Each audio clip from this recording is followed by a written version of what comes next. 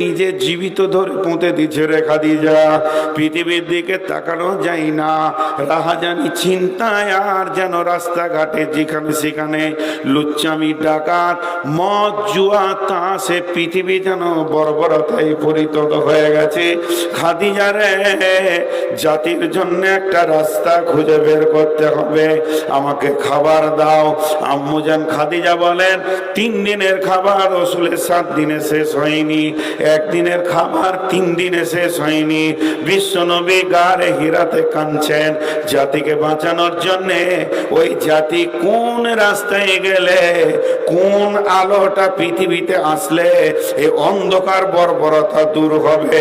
আল্লাহ তাবারাক ওয়া তাআলা বিশ্বনবীর কান্নার প্রেক্ষাপটে জিবরাইল আমিনকে বললেন, যাও জিবরাইল, আমার নবীকে প্রথম শব্দ গিয়ে বলো ইকরা।